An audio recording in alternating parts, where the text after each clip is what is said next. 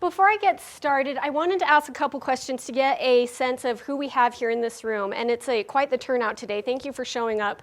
We're going to try and make this very, very well worth your while. How many graduate students do I have here? Mostly graduate students. How many undergrads? How many are going to be presenting at Student Research Symposium? About 80% of you. So we've got mostly graduate students, mostly who are getting ready for the Student Research Symposium. One more question I have. How many of you have presented at one of your professional societies conferences before? And how many, and that's about half of you it looks like, how many of you have done posters specifically? That's about the same number. And how many have done presentations? So last month, that was about 20% of you. So last month, what we had our grits on was on doing PowerPoint presentations. And so this month we're transitioning and we're going to talk about how to do an effective poster presentation. And I never know how to start these, so I figure a safe way to start is with Patrick Stewart. And we'll take the Charles Xavier version. And so we'll listen to some of his words first to kind of set the tone for what we're going to be talking about today. And then I will adjust my mic to make sure it's up high enough. Mutation. It is the key to our evolution. It has enabled us to evolve from a single-celled organism into the dominant species on the planet. This process is slow, normally taking thousands and thousands of years. But every few hundred millennia, evolution leaps forward.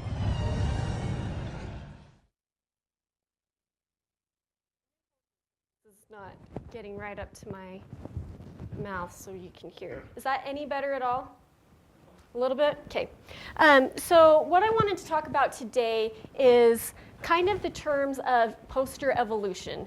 And when we talk about evolution, lots of times we think of it in the biological sense and mutations in genetics and developing superpowers over time.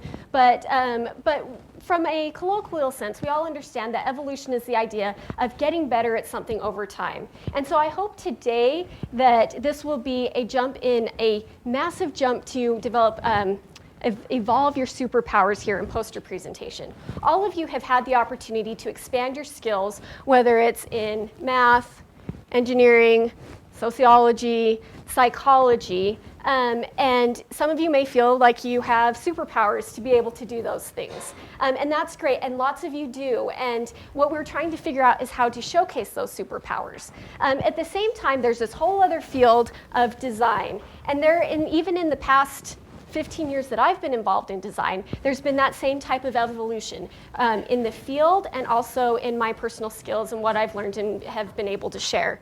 The question is, what about poster design? What has happened in the last 15 years when it comes to poster design? And the answer is really not so much at all. The posters that existed, in 2000 at a professional conference look largely the same as most of the posters that you see today when you show up to your professional society conferences. And the question is why, and we're going to investigate this just a little bit more. This is the poster description of the poster guidelines from the Society for Industrial and Applied Mathematics. And I loved this gem when I came across it. It is at least 20 years old. The words verbatim are 20 years old. Some of the things that I'll pull out here, a poster is usually formed from separate sheets of letter paper, 8.5 by 11, or maybe an A4 if you're in Europe. Another thing that they mentioned here was you can look at examples on the World Wide Web. And here's a URL. Like it was this great and wonderful thing. It's amazing in 1995 that you can actually get on the internet and look at examples of these posters.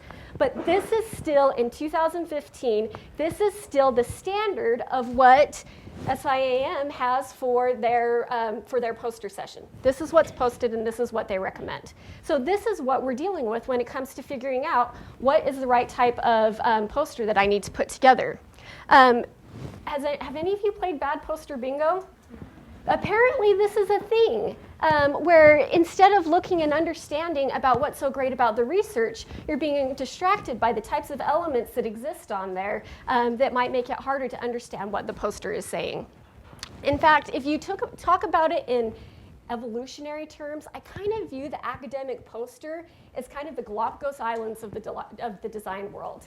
Everything else is moving forward, but for a long time, academic poster design has kind of been by itself, not intermingling with other new and interesting ideas, happy little iguanas and cormorants and seals doing their own thing, and not really figuring out what they need to do to integrate with the design principles that we've learned and established within the past 15 or 20 years. And so when that happens, when you show up to a poster session, what you might see is a lot of things that are looking the same. Here's one poster that I put together last night. It's how to design stunning posters in an absolutely not stunning way. But how many of you have seen posters that look exactly like this at your professional society conferences? In fact, this is probably what you see the most of. I've spent a lot of time as I've been working on this trying to understand why it is that everyone wants to fit into that template, aside from the fact that it's easy. One theory that I have might be this. As you are working on your either honors thesis or master's thesis or doctoral dissertation, you follow a publication guide. And no matter what discipline you're from, when you turn in your dissertation or thesis, they look exactly the same. And so there might be the idea that when you show up to a conference, that's the same type of approach that you want to take. You want to fit in. You want to be legit. You want to be like everyone else. But that is exactly the opposite of what a poster session is designed for. You should be this. You should be the one that's sticking out and getting noticed and being able to wow the people that you're dealing with. So today, we're going to figure out how we can do that. That's the why we should do it. But the question is, now that we understand the reason for that, how do we be able to make that happen? So how do you turn your research superpowers into design superpowers as well? Back in the day, I thought that I had superpowers. This is a more embarrassing photo I have of myself, and I don't. Whatever Mark said, I'm not call sign Charlie, but I do have a significant amount of experience working with poster sessions on campus. I've spent the last 10 to 12 years being involved with Student Showcase, with the Graduate Symposium, and as you know, those two will be merging this year into a big supersized student research symposium. I've worked and managed research on Capitol Hill, which is when a select number of undergraduates present their research on posters to legislators down in Salt Lake City. And we've also done lots of ad hoc, departmental, or program-based poster sessions. I've presented at a few poster sessions myself, and which was awesome. But I think that maybe the biggest thing that I have that I can bring to expertise when it comes to designing poster design is that since junior high, I've been trained in information design for newspapers, magazines, and other print pieces. And lots of those graphic design principles are exactly the types of things that you need to learn to be able to design an effective poster that's going to work and make sense for you. I may be able to help you find some answers. Possibly. So we'll be able to look and see what we have going on here. The first thing that we've got to figure out, I think that there's some confusion among all types of academics about what a poster actually is. So I'd like to see a raise of hands on what you think it is. Do you think a poster is a visual aid or a standalone document? Raise your hand if you think it's a visual aid. Okay, that's about 2/3 of you. Raise your hand if you think it's a standalone document. Maybe 1/4 of you. One thing that I think happens when we spend a lot of time getting ready for presenting our poster at a professional conference. And then the poster session lasts just a couple of hours, but you've put 10 hours of effort into your poster. So what do we do with those posters after they're done? Some people throw them in the trash, but usually, especially if they're student posters, you haul them back in their tube, in their canister, and then you post it on the wall in your department. And all of a sudden, you are not there to babysit your poster and be able to provide that extra amount of insight or inflection so people can understand what it is. And so you believe that it needs to be a completely standalone document that is the representation that everyone sees of your research and of your work. And when you're designing for the hallway, it's kind of like you're designing for the grave. That's where your poster goes to die. Where your poster lives is going to be in the presentation hall. So design not for the hallway, but for the hall. And make sure that you are maximizing the networking that you have happen, because that's really the place where your poster is going to have the most punch. And if you make compromises because you expect it's going to be hanging in your department over time, then that's going to lessen the effectiveness of your poster at your conference, at your professional event.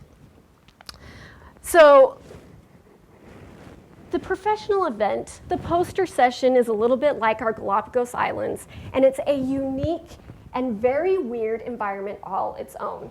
And so when you think about what a poster presentation session is like, that helps you make some decisions about what should I do to make this as interesting as possible. A poster presentation session is often crowded. It's often hot. Sometimes it's dimly lit.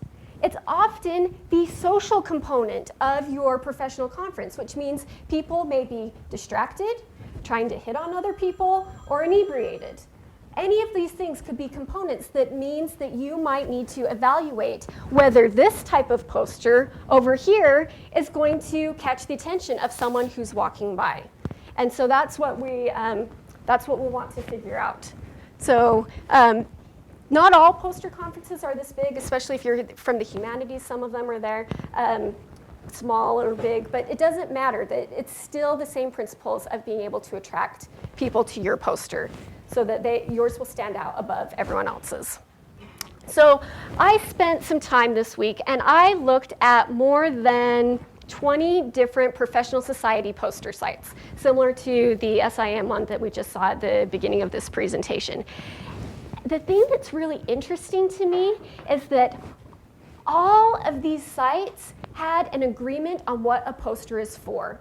And these are all different types of descriptions that these professional societies listed as what they wanted a poster to be. They want it to be enlightening, attractive, visual. Someone said pithy. You should have a pithy poster.